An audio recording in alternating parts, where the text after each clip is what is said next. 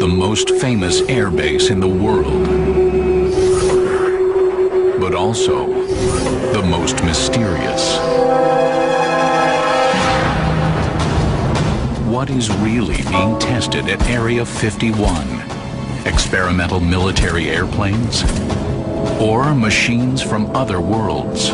Now the speculation starts. This plane is being developed that's from alien technology.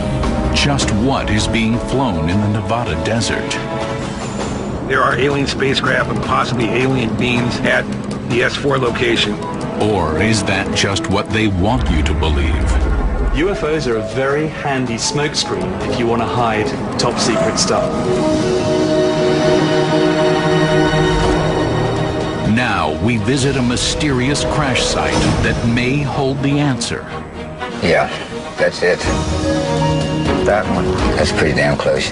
Just what is going on in Area 51? There's nothing more dangerous than a place that doesn't exist. Beyond Area 51 on Unsolved History.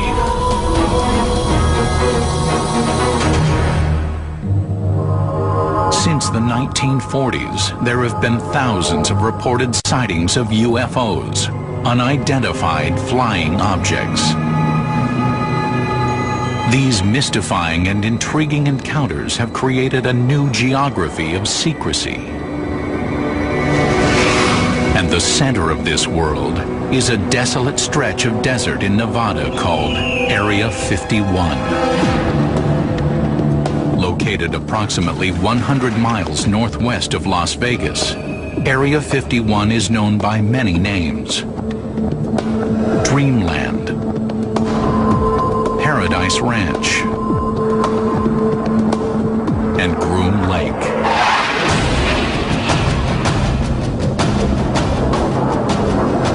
Officially, it doesn't even exist.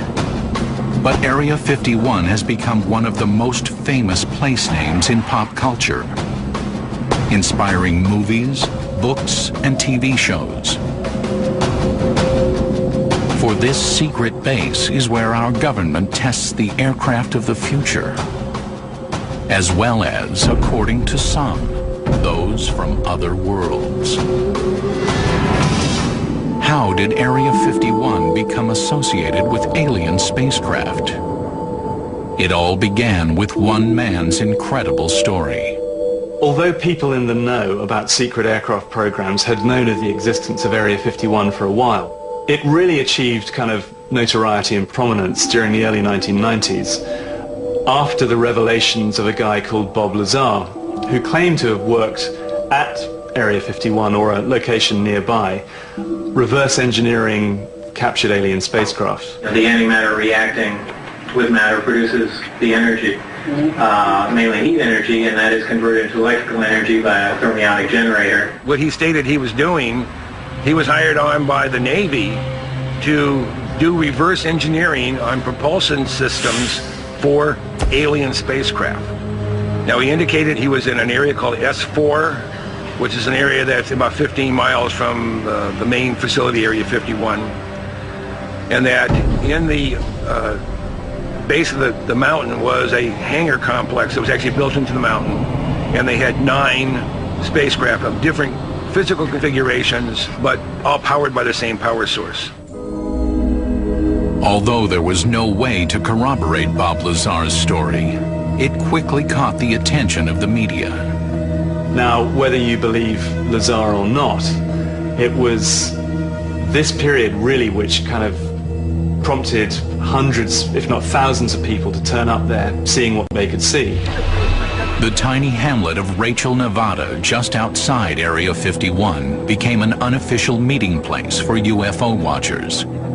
Throughout the 1990s, thousands of tourists, UFO fanatics, and the just plain curious converged on this isolated corner of the Nevada desert. But Bob Lazar's claims have not convinced everyone. There is no evidence at all of any alien or extraterrestrial presence or involvement at Area 51. Are alien spacecraft housed in underground bunkers beneath the desert? Or are these reports of UFOs part of a cover story to obscure the truth? One of the best sources of keeping something classified is disinformation.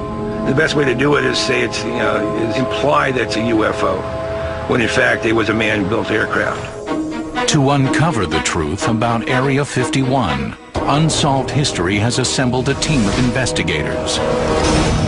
Military aviation expert Nick Cook, aviation author and historian James Goodall, UFO researcher Stan Gordon, and historian-in-residence Daniel Martinez. Together, they will revisit some of the most intriguing UFO sightings of recent years and separate the facts from the myths about Area 51. The history of Area 51 begins in the early days of the Cold War, when the United States and the Soviet Union were locked in a frantic arms race. Area 51, which included a dry lake bed known as Groom Lake, was one of several blocks of land carved out of the Nevada desert for testing atomic weapons. In the spring of 1955, grid number 51 was chosen to test another type of weapon. Area 51 came about largely thanks to the Lockheed Company, which was doing a lot of secret work post the Second World War and needed a very remote and secure location to test its then top-secret spy plane projects. Lockheed Aeronautics engineer Kelly Johnson enlisted a friend to help him find a suitable location to develop their new spy plane. Test pilot Tony LeVere, the man who some say is the true father of Area 51. I told Kelly in simple words, I know exactly what you want, and I'll get right with it, which I did. I'm searching for the perfect dry lake, because I knew that a dry lake is the best natural landing field for experimental flying that ever was devised. When LeVere and his team came across the area around Groom Lake, he knew he had found the spot. This thing is, on a scale of 1 to 10, it's a 10 plus. The rest of them don't even stand a chance. Its location was really out in a godforsaken country, and not very many people roam around those parts.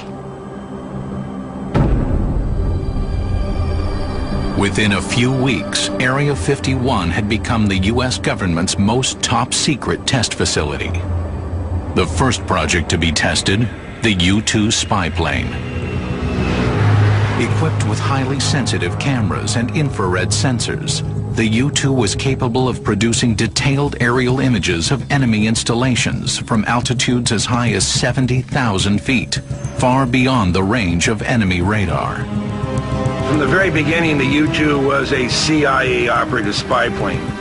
And the way our government decided to cover the fact that it wasn't truly a spy plane is they said it was used for weather reconnaissance. For over 4 years, the U-2 flew dozens of missions over the USSR, gathering vital photographic information about the Soviets' military capabilities. But in May of 1960, the U-2 program came crashing to Earth.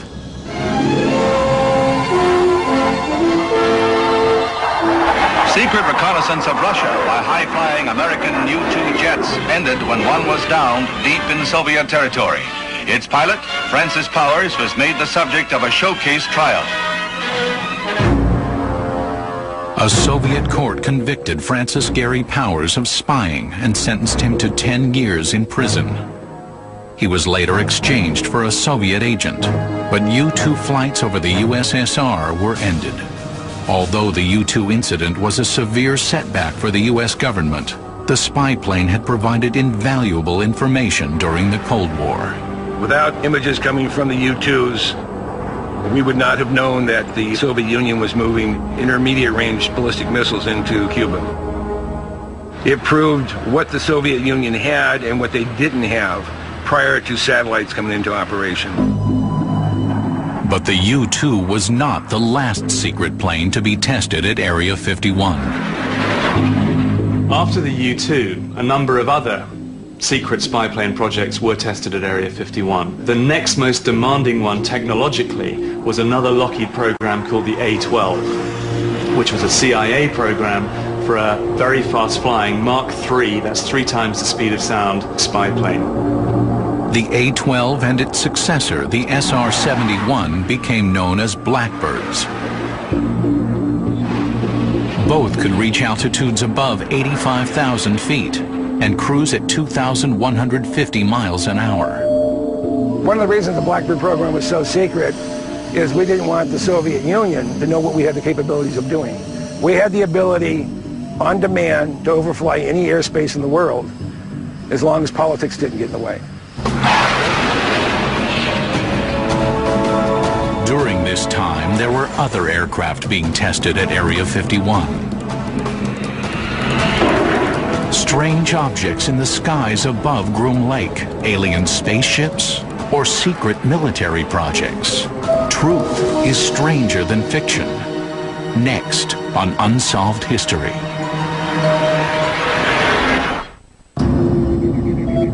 Ironically, the very secrecy that surrounds Area 51 has created a fertile breeding ground for rumors of UFOs.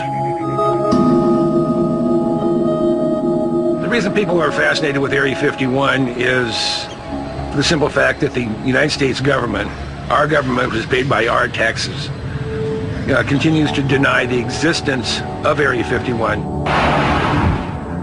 For years, amateur UFO watchers had reported sightings of strange wedge-shaped objects cutting through the skies above Groom Lake. The mystique about Area 51 really started growing in the mid-1980s when there were a lot of spooky airplanes or spooky sightings in and around the Nevada test site. Word began to spread throughout the UFO community that these were alien spacecraft. The truth was nearly as surprising as the rumors. An aircraft that defied belief. In the mid-1970s, a number of organizations, but principally Lockheed, got the idea that you could significantly reduce the radar cross-section of an aircraft down to the size of something approaching a small bird or even an insect. The name for this new technology was stealth, aircraft practically invisible to radar. The prototype for the stealth plane was codenamed Have Blue. The Have Blue design incorporated angled surfaces, or facets, to break up the radar reflection. A later program called Tacit Blue utilized smooth contour shapes for the same effect. Tacit Blue was a technology demonstrator developed by Northrop to prove that they could build and develop a low observable aircraft without faceting. It was a blended shape where they can control the shape precisely. The Have Blue and Tacit Blue projects evolved into America's most top-secret aircraft to date. The B-2 stealth bomber and the F-117 stealth fighter. You have to bear in mind that here was an aircraft that was being tested and deployed in secret. It was vital that no one got to see it. The F-117 utilized special composite materials and faceted surfaces to absorb and deflect radar, enabling the plane to fly undetected. To a casual observer, the craft might indeed appear otherworldly. The first time I ever saw an F-117, I thought for sure the airplane was changing shape, just because of the way it's faceted and the way the light was glinting off of it. And I just, I couldn't believe what I was seeing. If an untrained person saw an F-117 for the very first time and saw it head on, it would look like a flying saucer. And the thing about, if you can't explain what it's up there, if you look up in the sky and you see something and you can't identify it, it's an unidentified flying object. In January 1991, the F-117, developed over years of secret flights in and around Area 51, was put to the test during the First Gulf War. The B-2 and the F-117 have since become vital components of American air power. Both planes saw action during the Bosnian conflict, and again in 2003 during the invasion of Iraq. But as our military is called upon to fight a new kind of war, new weapons have been developed and tested at Area 51. Recently, we caught a glimpse of the future of warfare. Unmanned aircraft. In Afghanistan, the Air Force RQ-1 Predator, an unmanned aircraft equipped with surveillance cameras, scoured locations too dangerous for troops. Since then, the Predator has taken on an offensive role. Equipped with Hellfire missiles, unmanned assault aircraft will enable the soldier of the future to engage the enemy without placing himself or herself in harm's way.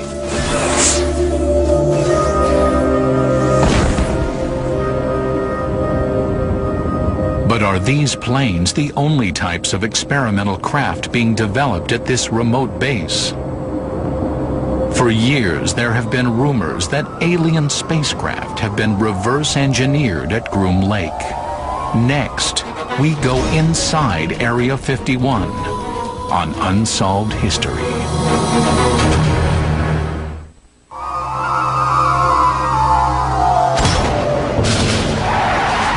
The secrecy that surrounds Area 51 has created a subculture where nothing is too strange to be believed.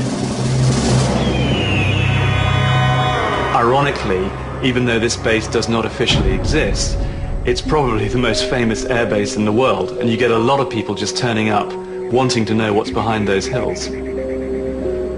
When you go to a place like Area 51, you have to be very mindful of what you're going to see, because inevitably people go there with preconceptions. They see what they want to see when they're around Area 51. If you're a UFO nut, you're going to see a UFO. It's just one of those places. It's a place which engenders fascination, and it's a place that triggers the imagination. The curious who descend upon this remote location, however, will find it difficult to actually get that close to Area 51. The base itself is behind a range of mountains. There's a very discreet roadway leading up to the base. You could drive past it and you wouldn't notice that anything was there. But if you stray over a kind of invisible line where the security forces know you're getting too close for comfort, then security can swing into operation. There are signs when you get really close to the base telling you that those armed guards have the authority to use lethal force if required. There are helicopters which patrol the area and can flush out people in the desert if they get a little bit too close.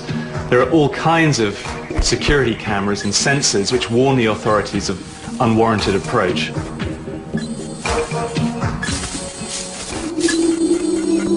At one time, it was possible to get a look at the base by climbing the nearby mountains. But in 1995, the government withdrew access to public lands that surround the facility and declared the most popular observation points off limits. Today, the day-to-day operations at Groom Lake are still cloaked in secrecy, though it is still a very active site. It's a facility that employs anywhere between 1,500 and 2,500 people on any given day. They had flights going out of Palmdale, out of McCarran International Airport in Las Vegas, and out of Hill Air Force Base. So you have people coming in from all directions. You have buses that go in there with workers every morning. It's a very, very busy place. Well, of course, if you work at Area 51, which is a base that does not exist, you have to be completely silent about your activities there. That's the whole point. You don't discuss these projects at all. You don't just discuss working on them, you don't discuss the existence of these programs, and that is essential. There is only so much you can see from the ground, but there is another perspective of Area 51. Global Security is a non-profit Virginia-based think tank that analyzes satellite images of military and industrial installations from around the world. We asked them to examine a satellite photo of Area 51 and evaluate the expansions and improvements that have occurred since 1968. You can see the change that's taken place at this base over this period of time. The most significant portion of this is the addition of the new runway right here. The original runway at Groom was 18,000 feet long, which is almost twice as long as a normal commercial international airport runway. And the reason for all that overrun is with the SR-71 test program, they wanted to have lots of extra space in case they lost the brakes or something went wrong. And you can see in the new image that there was an extension sometime in the 1970s or 80s. And then in the early 90s, an entirely new runway was built. This new runway is the longest in the world. Why has it been built at Area 51? Is it possible that it was designed to accommodate a new top-secret spy plane? A plane the government claims does not exist. In 1991, there was a series of unexplained sonic booms in the Southern California area, literally shaking windows. Seismologists estimated that the aircraft that produced the booms were flying between Mach 3 and Mach 4, up to 4 times the speed of sound. During this period, there was also a dramatic surge in reports of strange-looking, fast-moving aircraft around Groom Lake. At the same time, the Air Force abruptly canceled the SR-71 Blackbird program.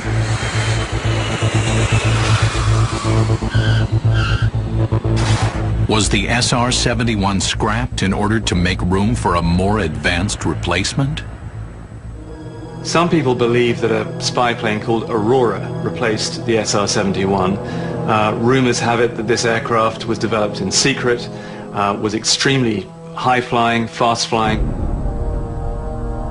In the early 1990s, Aviation Weekly published reports of an aircraft observed in the night sky at extremely high altitude. Could this be the Aurora? The Aurora is thought to fly as fast as 8,000 miles an hour, or about Mach 12, and an altitude is somewhere in the neighborhood of between 150 and 225,000 feet. From Area 51 to New York City on an Aurora-type aircraft would be in a matter of about 10 minutes. That's pretty fast. But to date, government officials insist that the Aurora is a myth, and that the rumors about Aurora began with a misunderstood code name for a top-secret budget account. All of a sudden, somebody sees an account called Aurora with hundreds of millions of dollars, if not $1 billion. Wow. Now the speculation starts. This plane is being developed that's from alien technology. The fact is that Aurora does not exist. There is absolutely no evidence that Aurora exists beyond some circumstantial evidence that the US Air Force needs something to replace the SR-71 Blackbird.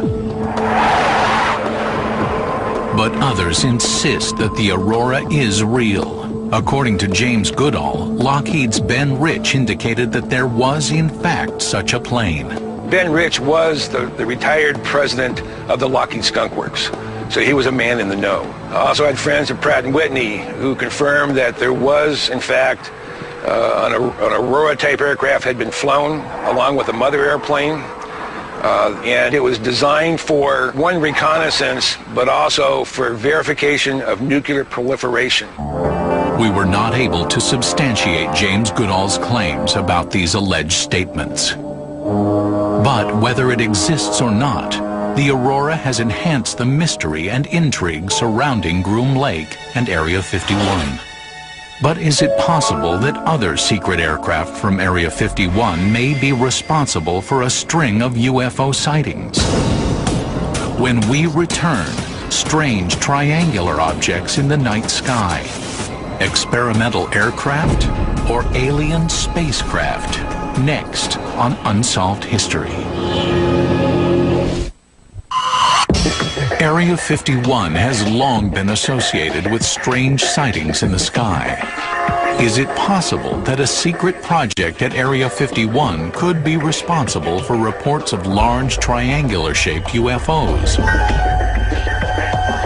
Beginning in 1989, thousands of witnesses in Belgium reported seeing a triangular craft with 3 bright white lights and a blinking red light in the center.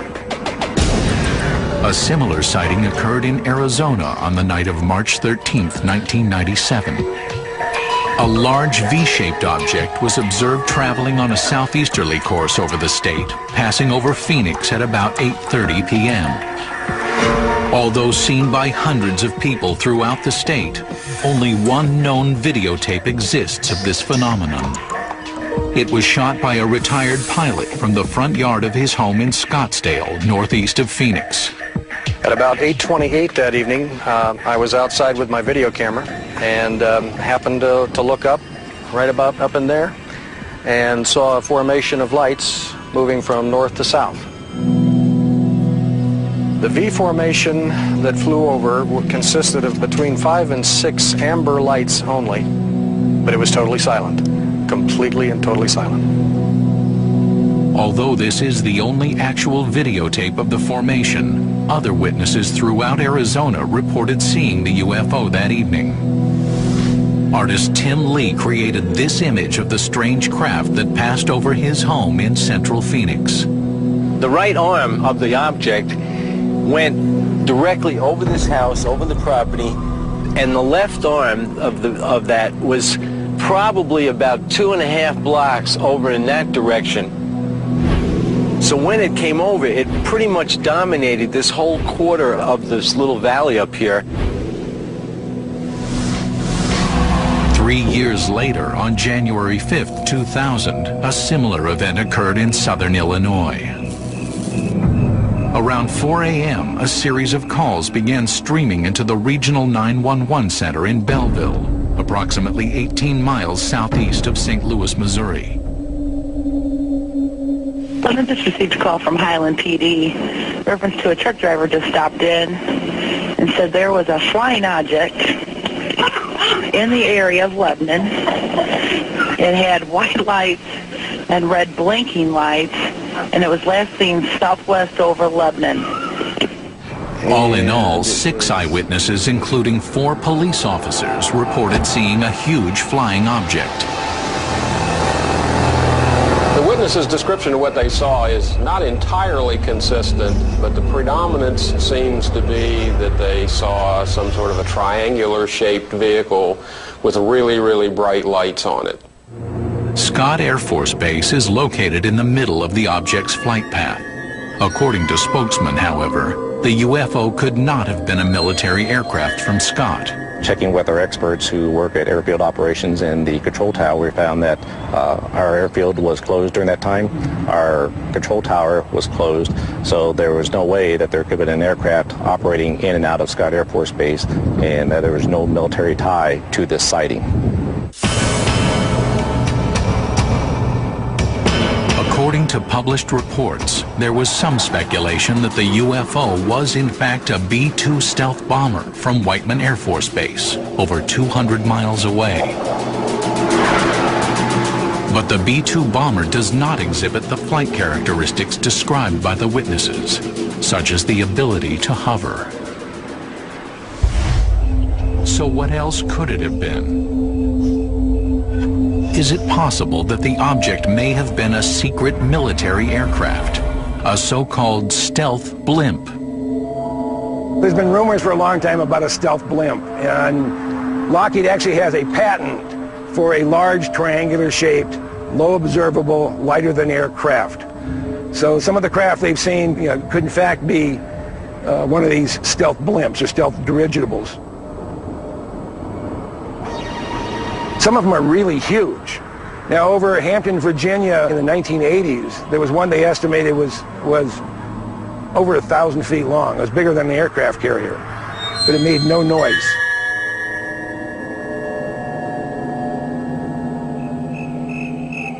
But others are not convinced that these are just experimental military aircraft, especially when they perform maneuvers that defy belief.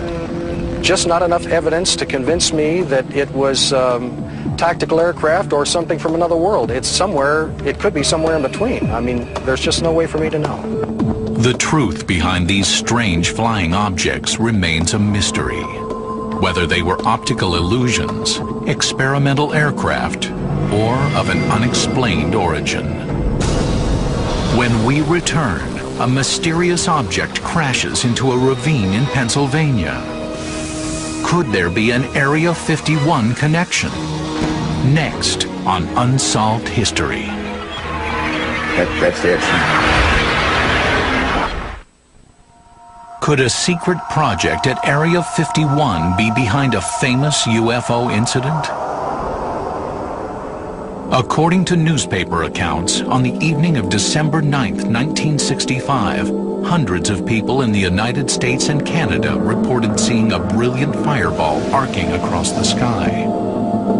The Greensburg Tribune-Review reported that several witnesses said that the fiery object crashed into a wooded ravine in western Pennsylvania, near the hamlet of Kecksburg. Some residents, including William Bulebush, claimed to have seen the object that fell into the ravine. I went up there and I looked at it and I couldn't figure out what it was. It looked like an acorn to me, but yet it was a little longer. I'd say about as big as a Volkswagen, maybe a little bit longer than a Volkswagen, you know. You could get at least 2 or 3 men in it. I mean, the set maybe too comfortable. According to published accounts, military personnel cordoned off the area. Some witnesses claimed the object was taken away on a flatbed truck. Saw this flatbed truck come out of the woods with this object on it. And I could see it. It was copperish looking, had the hieroglyphics around the bottom of it, which was like a bumper shape, you know, it was rounded off. Like an acorn sitting on maybe a tower, you know, a big round tower. However, the military claimed that nothing was found in the woods that night. This was in line with the official explanation. Officially, it had now been declared that people had been mistaken. Nothing had fallen into the woods. People had seen a bright meteor in the sky, and that's how the report officially is as of today. But several witnesses claim to have seen the object, and their descriptions are remarkably consistent. What they describe basically is a large metallic acorn-shaped object that is approximately 10 to 12 feet or more in length and about 8 to 10 feet or so in diameter, semi-buried in the ground. Could this strange object, allegedly seen by dozens of people, have been a downed spacecraft? One of the most common explanations for the Kecksburg event has been the theory that it was Cosmos 96, which was a Russian spacecraft that was designed to land on the planet Venus. And during its mission, there was a problem and it re-entered the Earth's atmosphere. The Cosmos 96 lander, however, fell to Earth more than 12 hours before the Kecksburg object. Cosmos 96 re-entered the Earth's atmosphere at about 3:18 a.m. that same date in Canada. Now, the event in Kecksburg happened about 4:47 in the afternoon. So, that being the case, we have to wonder more and more what exactly it was that may have fallen. Some have theorized that object might have been the engine or nacelle from an A-12 or SR-71 Blackbird, which had disintegrated during a test flight. The Unsolved History team decided to perform an experiment. First, we asked graphic designer Patrick Martin to prepare some renditions of various types of space debris, as if they had crashed into the ravine. In one drawing, he used the engine housing from an SR-71 as the object. In another, he substituted the image of the landing module from the Cosmos 96. Then, historian-in-residence Daniel Martinez showed the artist's renditions to some of the Kecksburg eyewitnesses. So I'm going to just give you these. I'm going to give you one by one, and you take as much time as you want to look at them and say it either looked like this or it didn't look like this. First, Daniel shows William Bush some renditions of an SR-71 engine housing. One here for you.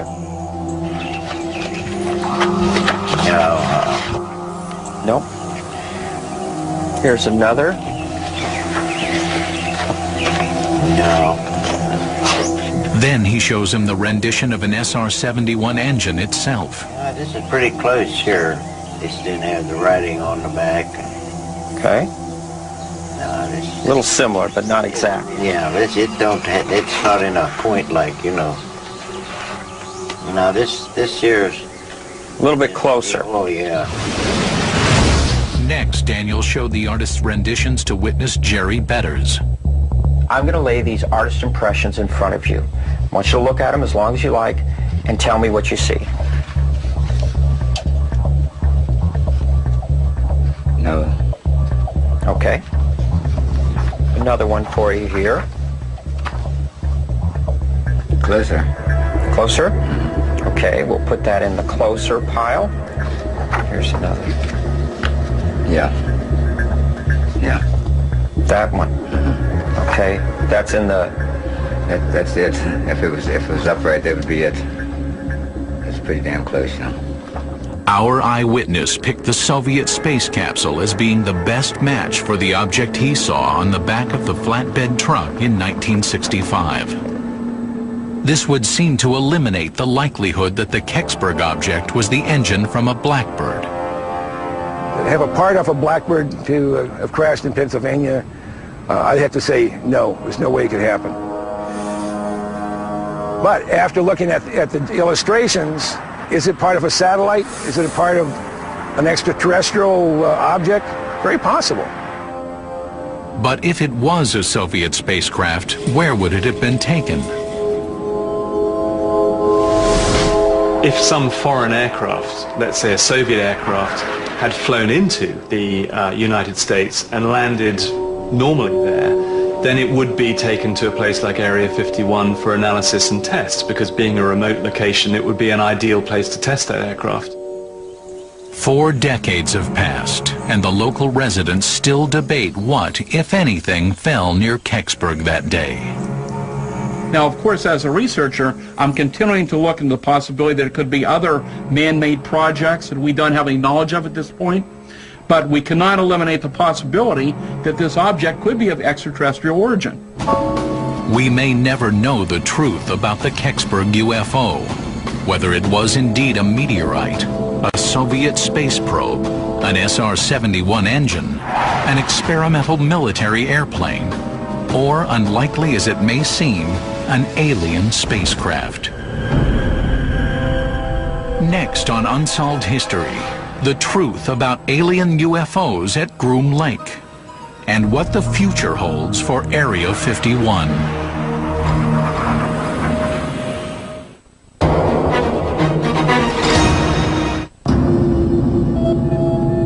Area 51 is still an active military facility, and the weapons of the future are still being developed and tested at this remote site. The last technology that we know was tested at Area 51 was essentially stealth technology, and we know that testing has gone on to kind of build it's almost like a Klingon cloaking device system to make aircraft more invisible to the human eye. One way you can make an aircraft less easy to spot with the naked eye is to coat it with an electrochromatic kind of polymer, which effectively, when coupled to sensors, can tell the aircraft what background it's flying against. So if you're on the ground and looking up, the sensors on the aircraft would register that the aeroplane is flying against a blue sky background. And so it will signal to the polymers below the aircraft that they should mimic the sky. So effectively what you're seeing is a chameleon-like thing that is flying through the air, shimmering a little like the Predator in that movie. Oh, yeah. It's floating, doesn't it? Yeah, it does. It looks like it's floating, but it's changing shape. But what about the rumors of alien spacecraft being tested at Area 51? In recent years, Bob Lazar, the man who claimed to have worked at a location near Area 51, has withdrawn from public life. His stories about having reverse-engineered alien spacecraft have largely been dismissed by government officials and the mainstream media. Lazar's credibility was broken down pretty bad. He never worked up there. He never worked for Los Alamos or in any of the labs in New Mexico. He may have been up there, but he didn't work for the government. He worked maybe for a private contractor. But no one up there at Area 51 or any place in the labs acknowledges that any spaceship really existed. But some still defend Lazar's credibility. The question is, are there alien craft or alien beings at Area 51? The answer to that is no. But if you believe Bob Lazar, which I do, then there are alien spacecraft and possibly alien beings at the S4 location, which is the southwest corner of the Papoose Range.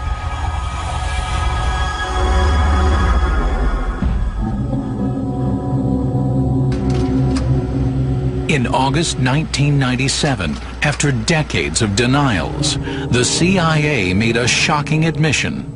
Thousands of UFOs reported by eyewitnesses were actually covert test and reconnaissance flights. UFOs are a very handy smokescreen if you want to hide top secret stuff behind them. And you don't get anywhere more top secret than Area 51. So the legends that surround Area 51 are going to be very handy for someone who wants to engender a bit of disinformation to go and do a bit of spinning. Perfect.